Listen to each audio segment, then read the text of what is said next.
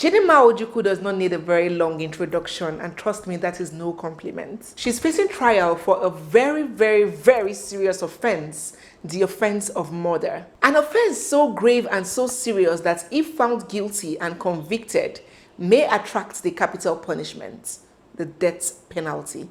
In addition to the already very heavy charge of murder, Chidinma is also charged with the offenses of conspiracy, forgery, and stealing. Well, if you're not aware of the Chidinma and Michael Osifo case, Chidinma was a 300 level mass communication student of the prestigious University of Lagos in Nigeria before this ugly incident that changed her whole life. She stands accused of attacking and murdering her much older lover, Michael Osifo, who was also the CEO of Super TV. This ugly incident happened sometime last year at an Airbnb in Lagos, and what made this even more distasteful and scandalous is that Michael Osifo was a married man with children. Evidence had it that after the gruesome murder, the debit cards of late Michael Osifo was stolen from him and huge withdrawals were made from his accounts. And Chidinma was said to have fled the crime scene, but she was later apprehended and arrested and taken into custody. It may interest you to know that after this incident, in a very much publicized video, Chidinma confessed to have carried out the murder of Mr. Osifo, but she claims that it was born out of self-defense as Mr. Michael was attacking her. It was really confusing for a lot of us when Chidinma later released another video, granted another interview, where she retracted her first statement and claims that she did not have anything at all to do with Michael Osifo's death. After Chidinma was arrested, she was charged to court by the Lagos state government. Of course, murder is a very, very serious crime against the state, and the government is responsible for trying the offense of murder. So yes, her case was brought before a high court judge, and as expected, due to the gravity and severity of that offense, she was denied bail. So since bail was denied, Chidinma was to cool off her feet at the infamous Kirikiri maximum prison, from where she was supposed to attend her trial at the High Court somewhere at Tafawa Balewa Square in Lagos. Since the trial of Chidinma began in October last year, a lot of people have been following with very, very keen interest. A good number of people have sworn to get to the roots of this matter. They are curious to know if Chidinma will be convicted and made to pay for her crimes, punished to the full extent of the law, or will this be one of these cases, typical Nigeria, that will be swept under the carpet.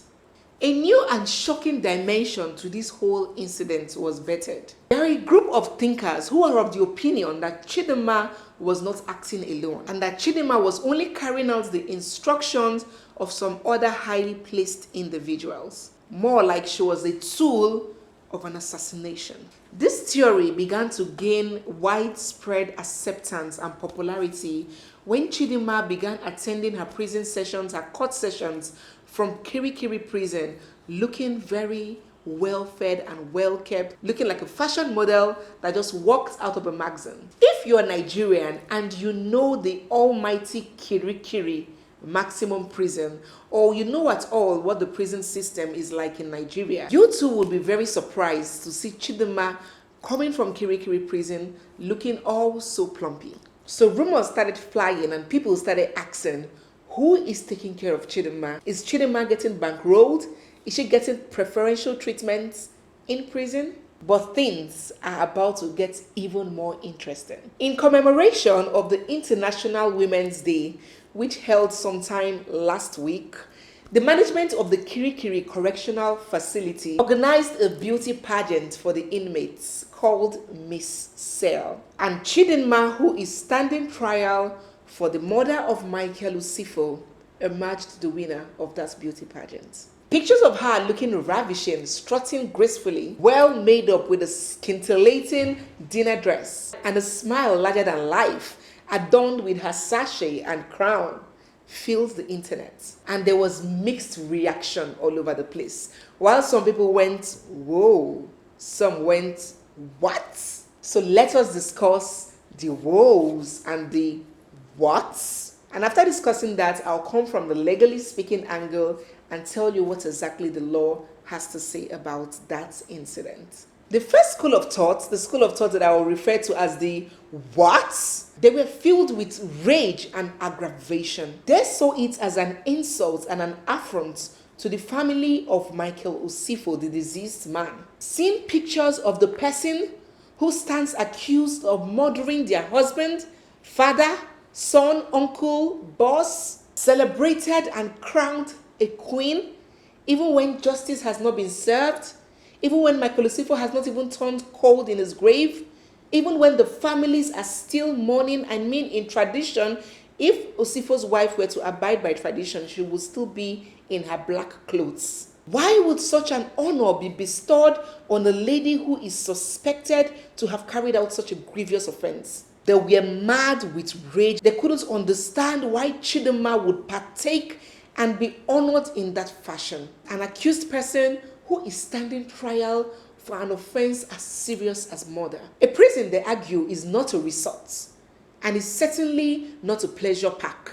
The wife is still mourning for Christ's sake, they say. Since this incident happened, Michael Osifo's wife has never even addressed the media. She must be hurting so badly to see the father of her children, the husband of her youth, gets gruesomely murdered like a chicken.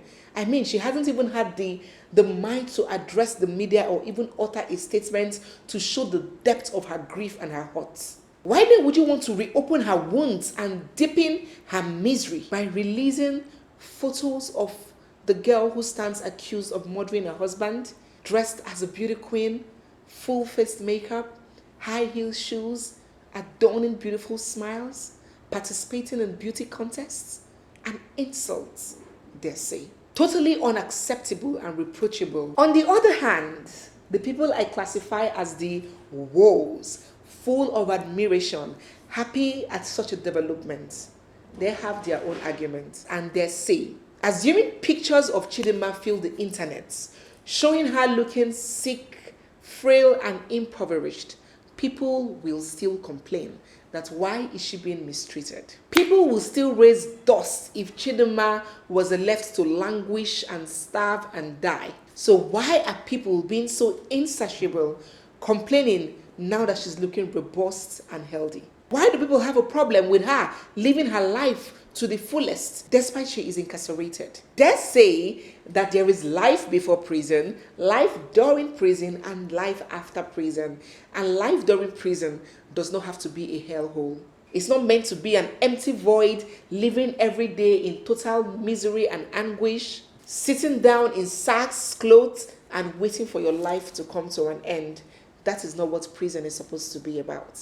They argue further that what has happened, and there is absolutely nothing that can be done to reverse or change that incident. Nothing can bring Michael Osifo back. And the sooner we understand that, the better for everybody. And besides, Chidinma is already facing punishment. She has had her freedom taken away from her. She can't eat what she wants to eat. She can't go where she wants to go to. She can't dress how she wants to dress. She can't see who she wants to see. The thought alone of living every day in fear, knowing that there's a possibility of her bagging the death sentence, having such a heavy burden to carry in her chest, knowing that as young as she is, her life could be snuffed out of her in a very short while. Such a knowledge, such a pain, such a position they hold is already excruciating enough. So they say, let Chidinma breathe. She contested for Miss Cell, prison, not Miss Nigeria, and certainly not the most beautiful girl in Nigeria. Those are the two different schools of thoughts. But before I reveal mine, before I give you the legally speaking version of this whole discourse, what the law has to say, I would like for you to drop in the comment section what your thoughts are. Do you think that Chidinma being allowed to contest for a beauty pageant is an insult and indeed an affront on the family of the deceased man who she stands accused of murdering? Or do you think that what has happened and she's already incarcerated, she is facing trial for murder, so people should cut her some slack and allow her to live her life in fullest in prison, pending when the decision of the court comes to play? So let me know your thoughts in the comment section. Do you support this or are you against it? Now let me go ahead and give you guys the legally speaking position. What does the law have to say about what has happened? Is it wrong? Is it permissible by law? Is it right? Is it acceptable? First, I think we have the wrong concept or idea of what a prison is. A prison is a correctional facility aimed at rehabilitating, reforming, and reintegrating people back into society. Despite it serves as a punitive measure, and despite it serves as a deterrent for others not to toe that same line, the primary function of the prison system is to rehabilitate, not necessarily to punish, to kill, to suppress. And all things being equal, it is not meant to torture one or throw one into turmoil. Whether you are an accused person awaiting or undergoing trial, or you are a convicted felon serving jail term, it is a given that you lose your right to freedom of movement. Yes? But there's some other rights that still accrue to you as a human being, despite being incarcerated. Now, it is common practice for skill acquisition trainings, religious programs, and other extracurricular activities to hold in prison. You see the prisoners getting taught how to sew, how to bake, how to, braid hair. All sorts of extracurricular activities are normal, are legal to hold in the prison, because it's not easy for a human being to be confined to a room for years, long stretches of period, without, stimulating their thoughts and their minds. If not, they could lose their minds. Those kind of activities are allowed and they're legal in prison. In fact, many of us have seen prisoners partake in football competitions, and the winners are crowned. They are given their trophy. Winners emerge. It's a contest, it's a competition. So those activities are normal in prison. But I understand the stir and the dust that has been generated in this particular case, because this case was very much publicized. It was a high profile. It is a high profile case, and a lot of people already have their eyes on this case. So I understand the dust that have arisen. So in as much as I agree that extracurricular activities organized in prisons to keep the prisoners mentally sane and to improve them is normal, I might still wonder if a beauty pageant was a little overboard. Now, that is a question and not a statement. So I'm going to be throwing it to you guys, my audience, to give me your opinion once again. Do you think that it is insultive both to the memory of the deceased person, Mr. Michael Osifo, and to his family members for Chidinma to be gracing the pages of newspapers and the internet in sashes and crowns, honored as a beauty queen regardless of what the competition or contest is about?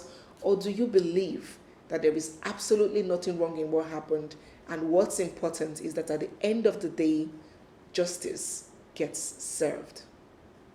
Let me know your thoughts in the comment section. So if you've watched to this point, don't forget to give this video a big thumbs up. Subscribe if you're not, because there's a lot of more beautiful content coming your way. Beautiful, interesting content coming your way. And drop your thoughts down in the comments, because I would love to read and react on them. It's me, your girl Barrister Nezenwa, Neze Peperempe, and this is Nezeville. I'll see you guys in my next one. For now, bye.